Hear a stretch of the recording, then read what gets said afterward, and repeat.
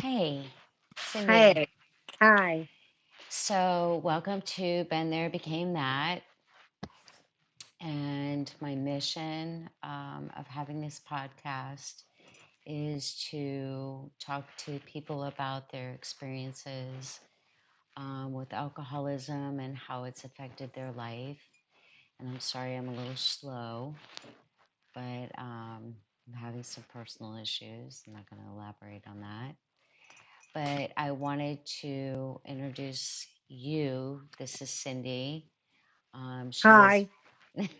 she's been a friend of mine since we were I was 6. She was my babysitter, and she, like myself, um, is a child of an alcoholic and also was married to an alcoholic.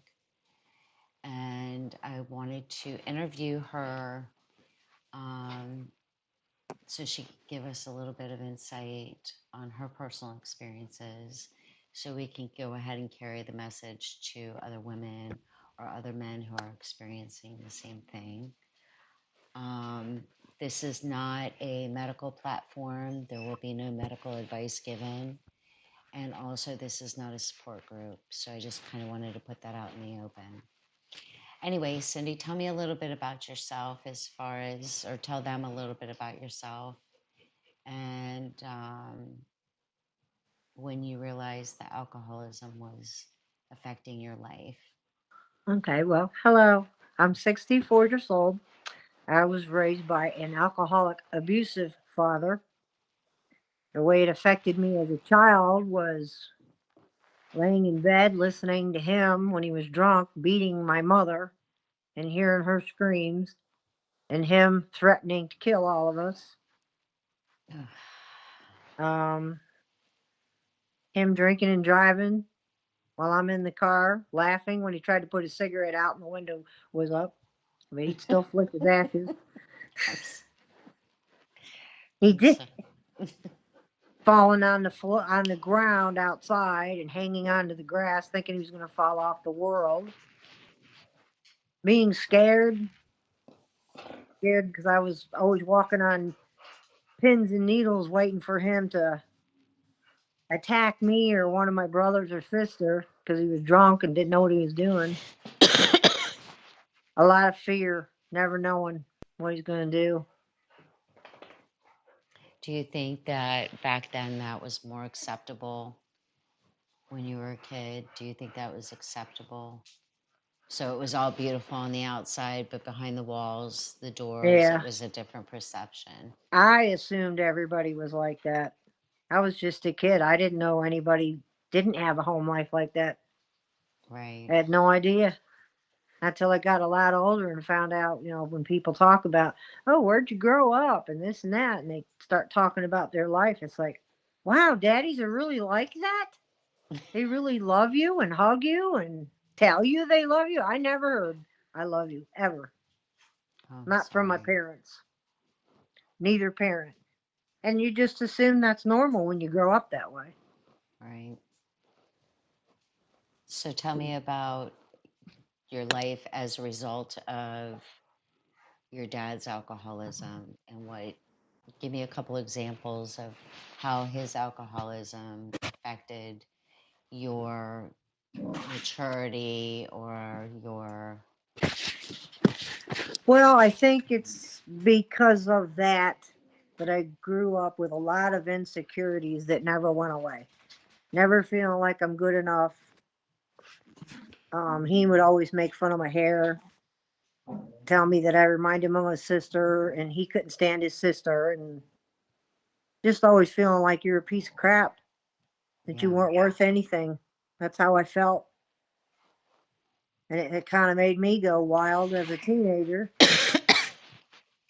Not really too much as a teenager, but early 20s. Right. And I started drinking. I didn't become an alcoholic, but I started drinking because I didn't care. I didn't think I was worth anything. Thought I was ugly because he told me. Thought I was stupid because that's what he told me. Which you're So not. that's what I thought I was my whole life. and it still S- hasn't gone away. So your first husband was also an alcoholic. Yep. Tell me a little bit about that. I didn't know he was an alcoholic because he didn't act like that. He was always, I don't hit women, and he didn't hardly drink that much, but I was wrong. When he drank whiskey, he changed completely. He would make things up that I looked at some guy or something, flirted with somebody, or he'd make things up just to hit me. And that lasted 2 years. And I said, no, I'm not going to do it. And the reason I stayed for 2 years and didn't leave him is because I didn't want to go back to my father's house So and he have to was live with his crap. right, So I stayed because he told me, you can't make it without me. And when you're with somebody that says that over and over, you believe it. But right, then I found out, hey, you know what? Yes, I can. and you did. And I did not have to go back to my drunken father. Didn't have to. So after being a child of an alcoholic and then marrying an alcoholic, do you think that your esteem went down farther? Oh, yeah. Further? Oh, yeah. It's never come back. It's never come back. It's sad, but I can't fight it. I don't know how to fight it. Right. I'll always feel like I'm not enough. I'm not pretty. I'm ugly. My hair is. That's why I straighten it. Um, I just. I've always felt that way. I'm not good enough for anything. And you I'm know you just this. are. Well, I don't know if I am or not. Of course you are. Of course you are. I've always felt that way. Everybody else is better than me. So then you had kids Yep, 2 kids. They love and me. they love you and they think you're beautiful. And it was not with your first husband, it was No, with a different man. yep. Both my And kids have the same daddy. yeah. And he was not an alcoholic. He was just a really bad husband. But he didn't abuse you physically. No, But no, he didn't emotionally, abuse me. he was kind of Yeah. happy. Well, he would tell me maybe I should hit you like your first husband did. And I'm like, I know the number to 911. Go ahead. Try it. I know how to fix this. But he never did. It just wasn't a good match. 13 years older than me and hardly ever drank. But I wasn't happy. It's like, what? You're happier with an abusive man? I don't know. Well, Who knows? see, yeah, that's exactly. So I've realized in my own life that the chaos of an an alcoholic is comforting to me. Took me a long time to admit that. A long, a long time to admit that. But I was used to that. I can manipulate that. I could cope with that and just brush it off as, oh, he didn't mean it, or he was Yeah, drunk, or, you make 100 excuses because you've been there, done that. Oh, right. and which is okay. So did I already explain what the name of my podcast was? Been there, became that. Yep, became that. Well, I didn't become an alcoholic, but I married a few, and after a while, I eventually got tired of it. Husband number three didn't last long at all, maybe a year, and of course, his deal was crack and alcohol. And by that point, I had kids, and it's like, you know what? You got to protect your kids. Don't let this man do nothing to your kids. They mean the world to me. But I said, Right. that's it. We're done. No way. His first binge, I was out. Right. Nope, I'm not putting my kids through that. I tell my kids from day one, every day, I love you, every day, because I didn't have that, and I wanted to break that cycle. So do you think that with your past experiences and stuff, it it harmed you in a lot of ways, but it also gave you strength because you can see red Yeah, flags differently? yeah, yeah. Okay. Okay. Took me a while to learn that, but I mean, I thought the first one was fine. Right. Turns out he was an alcoholic. I didn't even know it. Right. But he was all nice and sweet in front of everybody else. And then as soon as you get behind closed doors, after I moved in with him, that's when it started. Hitting and throwing me across the room. He actually only hit me twice. Most of the time, he just threw me across the room. And I'd hit whatever, the wall, the floor, kitchen cabinets, whatever. And then he'd come into my work and he would sit Yep. there and say, I need to do this. And he'd have your rings on a chain because you're already gone.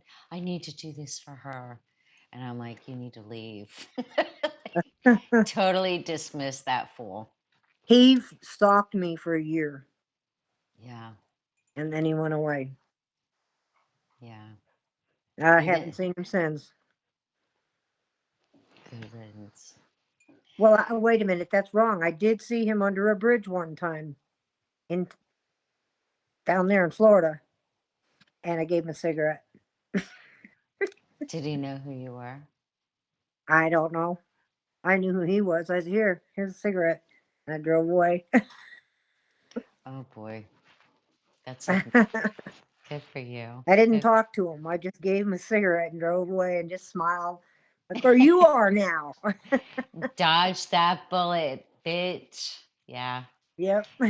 So, so this year you had lost your husband due to Yes. alcoholism, It was and 2023. oh, We're in right. 2024. Well, when I first did the first interview, it was in 2023, right? The last day, Yeah. right? Yep. So, And see, anyway, there, I've been through four husbands because I blame it all on alcohol because I kept picking the wrong ones. you had a Well, broken except for the picker. one with the kids, but I just couldn't find a decent relationship. I don't know. I don't know how to find one Do you think it until I was found Don. because you were so used to the chaos?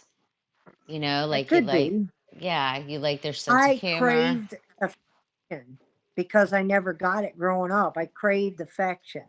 Right. And when somebody would show an interest in me and show me love and hug on me and stuff, that's I would want to be with them. But Right. then all that would stop with the alcohol. So But then the Tom, last marriage, he he drank when I got first got with him, but I drank too. You know, I didn't drink a lot. I wasn't an alcoholic, but I drank. But his drinking started getting worse, and then he got pancreatitis three or four times. He wouldn't stop drinking. On the way home from the hospital, we'd stop and get a bottle. was And then, pancreatitis a direct relation to the alcoholism? yes, Okay. yes, it can either harm your liver or it can harm your pancreas. It can harm a lot of things, but it got his pancreas, and they told him to stop drinking, and he wouldn't. And then in 2014, he became chronic pancreatitis, where now he started dropping weight. He couldn't eat, he'd throw up, he couldn't take the enzymes that they gave him. His body wouldn't absorb any nutrients or anything. So he lost a lot of weight, he lost a lot of muscle. So what were your first symptoms? He was complaining of a bellyache, right? He thought he was having a heart attack because it Oh, hurts in your chest, in the middle of your chest, and it goes through to your back. And he thought he was having a heart attack, and it turned out to be his pancreas. So after that, we knew what it was, and we would just go to the emergency room. right. Many, many, many trips to the emergency room, to the hospital stays where he would be NPO for a week, which is nothing by mouth. And he just kept getting sicker and sicker, and he couldn't hardly eat anything. Sometimes he'd eat, he'd throw it right back up. So he was very, very thin. And then in 2022, he got diagnosed with cirrhosis on top of the chronic pancreatitis, on top of emphysema, and uncontrolled hypothyroidism. And within a year, he was gone. He died April 23rd in 2023. So back to when he would have the hospital stays. I remember going up one specific time. I know that I had been up there a couple times because you'd call me and say, we're at the hospital. But Hmm. I don't know if you recall correctly, we were walking down the hall and the nurse said, what are you guys doing? And I had his pole and he was Yeah. walking behind. And I said, I'm walking the dog. And he would laugh, you know. One of the things that I know, like just in the relationship with your husband, with Johnny, you know, I had taken him to AA because he had asked me, he had approached me and said, I just can't stop drinking. But he had a Yep. lot of he had a lot of demons inside. He had a lot of Yep. He had a lot troubles. of PTSD from his 10. Well, he actually served 11 years as a corpsman in the Navy. He took care of a lot of guys that came back from the wars, and he had a baby die in his arms from child abuse, and that stuff haunted him. Yes, yes, absolutely. And we talked about it multiple times. Like we would go to McDonald's or whatever. And then I think for him, he really did realize that it was a disease Yeah. and that he was harming his family. I mean, his relationship with the kids was a little off. And I Yep. say little because I don't want to sit there and go, he wasn't a horrible father. I would No, say that he wasn't. I would say it was more not available, not approachable. Yeah, kind of distant. Yeah. Kind of distant. I mean, he So, loved his kids. He'd tell them he loved them. He'd hug them, but he was still kind of distant, and they didn't like when he drank. And he no. quit in 2014. He had surgery on his pancreas, which is very hard surgery. It's called the Pusto procedure. It was a very hard surgery on him, and he quit drinking. And then at the very beginning of 2020, before the pandemic was actually going full rampant, he started drinking again a little bit at a time and hiding the bottles. And then when I found the bottles, then he left it out in the open, and then the bottle got bigger and bigger and bigger, and he was drinking more and more and more. And then, like I said, he got cirrhosis of the liver in March of 2022 and died in April of 2023. How old was he? 63. And And that's a horrible, horrible death. He did not have a peaceful death. no. It was bad, real bad. He was so agitated, throwing up, in pain, all the time going to the hospital to get the ascites drained out of his stomach. Record. Ah, I'll have to call him back. Can you hear me, Amy? I can hear you. Okay, yeah, somebody's calling me. I'll have to call him back. Can you did you decline it? Okay. Dork. I don't So, know these things. I was waiting for it to stop ringing. Laugh at her, everybody, not me. I got a dog behind me. Look at my dog. so, okay. So prior to the end of his life, tell me a little bit, because you and I have talked about it. Tell me a little bit about how it affected you, like once he started drinking. Give me a little bit of How it insight. Like, affected me? You mean when he started drinking again? no, when he was drinking, like we were talking the other night about the kids, my kids and your kids sit there and they would talk about politics with Donnie. Oh yeah, they loved coming over when Donnie was drinking, and Yeah, and they they'd would get get him going on politics, and he would just go on, and they'd sit there and laugh. because they wound him up, right? But Yeah, then they he loved didn't their get uncle. mad. He loves that when you get him talking. He wasn't a mean drunk. He was just wouldn't stop talking. He'd go on and on and on. I was like, Donnie, stop. And then he would lose his S's, which he's Yep, been we that called was it one of his gone. train. Yep. I would text the kids when we actually started getting the cell phone things. I'd text the kids and say S's are gone, and they knew that meant come home on time, go straight to your room, and you're going to have a 2 hour lecture of something. Right. They knew just that's it. Oh, good. Otherwise, if they came home late, they would have a lecture for 2 hours because he wouldn't stop on and on and on. Right. The whole you've got your all eyes on me. And Yep, that's typical of the disease of alcoholism is that people who walk into a room and they're actively drinking and stuff, they're going to consume the time. They want all eyes on me. yep. And you don't get a word in edgewise. No, You don't. They're going to they have it just all. sat there and listened, and he just kept on going. I said, I told him one time, Donnie, after 15 minutes, you've lost them. They're not even listening anymore. They're just waiting for it to be over. You got to stop. It's my my house. Okay, your my house. my ex-husband used to sit there and go, "Are you listening to me? Why do I think you're not listening to me?" Because I wasn't fucking listening to you. A half an hour later, I was like, "God, I would rather watch paint Dry. dry than listen to." And you remember with him, there was always one minute we'd be talking about, for example, the dog. Next minute we were talking about the Lord, and he had the Bible, and he was telling you in this drunken stupor about how you were not a Christian because you didn't, X, Y, and Z. So yeah, it does. I know for me, and I'm assuming for you as well, and you can agree with me or disagree.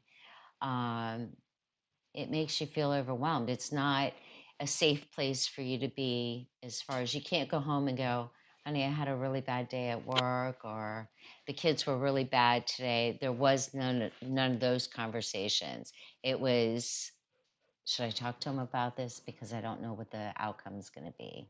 Yeah. It wasn't Well, like, most of the time, like I said with Donnie, he wasn't a mean drunk, but there were a couple of times that only a couple. We were together 23 years, and only a couple times did he go on a binge that sent him over the edge. and that's Bad. when you I said don't to want to him, talk about that, but you know what I'm talking about. I do. But that's also when you sat there and said, "You will not tell me, Donny Hoy, what to do." No, What not it that one. Not that I one. I know which one you're That was talking Mittens. about. The gun. The gun. I know, I know, I know. That's the one I'm talking about. When I'm at a funeral and what he was doing on the phone, he was drunk and he didn't usually get that way, so I didn't know how to deal with it. He usually was a happy drunk, Yeah. not a crazy drunk, but a couple No, times. you said to him, "No, you will not control me, Donny Hoy." That's what it was. I remember that. And yes, that was a totally different thing. One of my favorite memories. Well, that's something that I've been um actually even with Donnie. I just told somebody the other day that I've been seeing no man is going to tell me what to do ever, ever. And If I see, want I to give think my that kids comes money, from our I'm going to give childhood. my kids money. If I want to go to Florida, I'm going to go to Florida. No man is going to tell me what I can and can't do ever. I And he could think just that's sat from there our looking at childhood. me. It could Yeah, be. because we were so controlled Yep. and dominated as kids. We weren't allowed. Like, I was known as the kid at school that had the alcoholic mother. My mother was no freaking lunch lady. She wasn't No, showing up to she the had her field hot trip. toddies every day. She wasn't showing up to drive us to the field trips. All She'd right. sign that little document like, yeah, I got a 2 hour break from this kid, you know? Well, my Uh, mother didn't either because my father went from job to job to job. She couldn't do that because she had to work. right. So she couldn't either. So it affected her real bad. Okay, so I'm going to say, okay, let's do this way. I'm going to give you my impression of your dad when I was a kid, Okay. and you give me the impression of my mother when you were a kid. You go first. Cheers. Impression of your mother when you were a kid. Mm-hmm. The Like, first if you, memory that comes into my head is walking in the house to come and babysit, and there she sat on that stool with her drink in front of her. Hi, Cindy, how are you? She was always so soft spoken and sweet, but always with the drink. Yeah, that's true. Always. Any excuse to party. And then your dad, my memories of your dad as a child was him out there watering his grass. And he was like Mr. Mrs. Kravitz on Yep. Bewitched. He He watched the neighbors. He watered the grass to watch he did. He was wondering what the hell we were up to at this moment. Cyndi. what. Okay. So we've got about 5 minutes. Okay. I couldn't see the thing. So anyway, backing up, I really appreciate you doing this for me. You're welcome. And is there anything else that you want to share? Um, just that if anybody out there is dealing with an alcoholic, you got to understand you're not going to stop them. Nothing you do is going to make them stop. They're not going to do it until they're ready. They don't necessarily have to hit rock bottom to stop, but they're not going to stop just for you. If they're being abusive, get out. But if they're just drinking all the time, there's nothing you can do. Go to Al Anon, seek God. God will help you get through it. He'll guide you and help you to know what to Right. do. But there's nothing you can do for an alcoholic except let them decide themselves. It's a That's lonely all I life. know. It's a very Yeah, lonely life. it affects a lot of people for the rest of their life. Yes. And even though you don't want it to, it still does. And you might think it doesn't, but it does. Everything you do, it affects it. When you hear somebody arguing, you're waiting for that hit. That's Yeah. me. Yeah. If I hear loud voices and people are arguing, I'm waiting for one of them to get hit because that's usually what happens. At Right. least in my world, it did. But it doesn't have to be that way. Do you think that your father kept a lot of things from your mom? Get down, Annie. Um, yeah, he cheated on her, but she knew about it. That's not really keeping it from her, but I'm sure he did at other times. Yeah. I don't See, know. He might have. my mom used to hide all her booze in the purses. Like when Oh, she my father passed, never hid his booze. oh, my mother, she was a, my mom taught me how to drink. Like she had this variety of purses at the top of her. I'll never forget this as long as I live. I was hiding in the closet and I was going to scare her, right? She's brushing her teeth. And she went into the closet and she pulled out a purse, pulled out a bottle, took a swig, swished, and then swallowed it. And then put the purse back, put it back in there, and put the purse back. I'm on my hands and knees, and I went running out to my brother and said, Mom's drinking again. Because she had tried AA twice, Yeah. and she couldn't, It's hard for alcoholics to quit. It's just like quitting cigarettes. It's hard because it's got a hold of you. Even drug addicts, it's hard. yeah, You've got to have a lot of willpower and really want to do it. And you can do it. And you need to lean on God. God will help you through it. I have a dog climbing on me. I Sprocket, know. what are you But doing? you also have to remember too that you can't do it alone, which is one of the purposes of my podcast.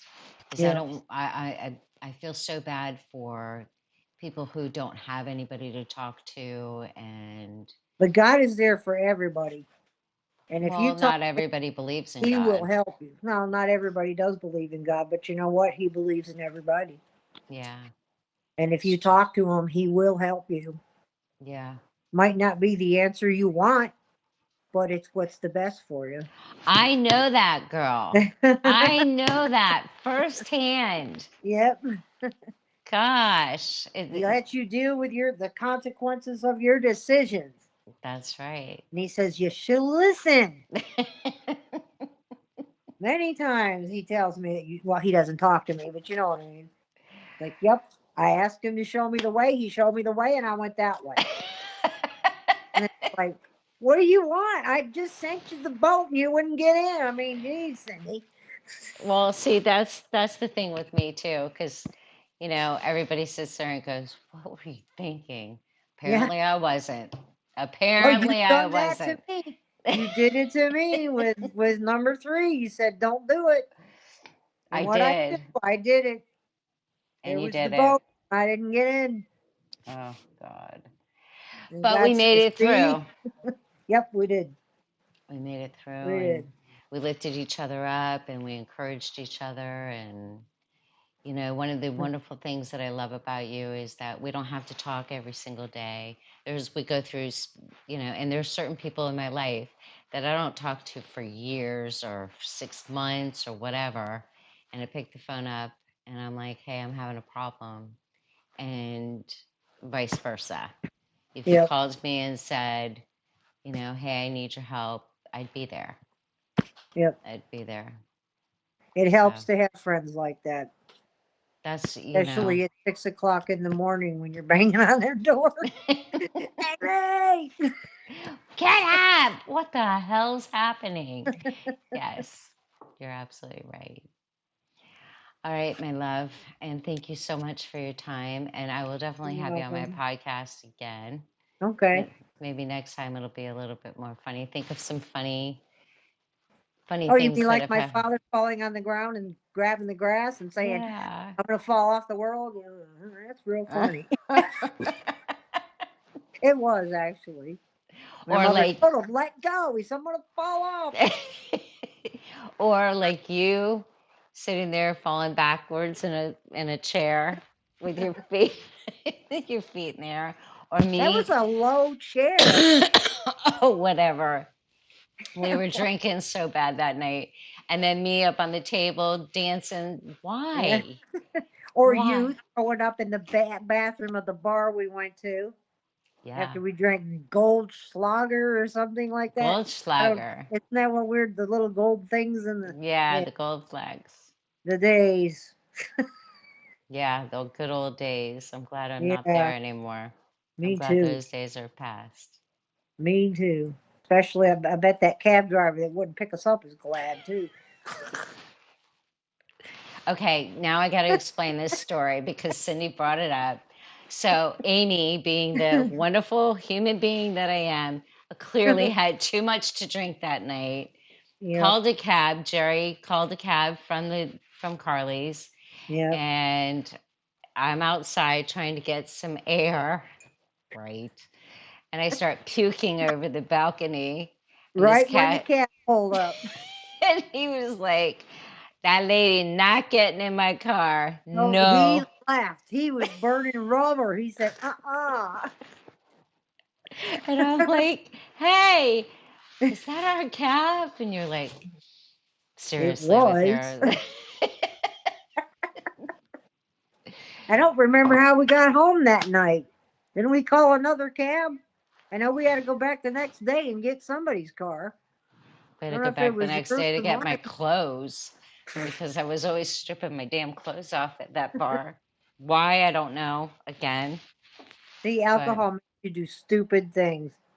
yeah, I used to whip around. I'd get up on that bar and run around that bar like I And the was, bad thing about it is people remember the bad things that you did when you're drinking. yeah, that's true. Bad, bad, bad. Yeah, absolutely. All right, I love you and I thank you. love you too. And I will have you on here again. I Okay. appreciate your time.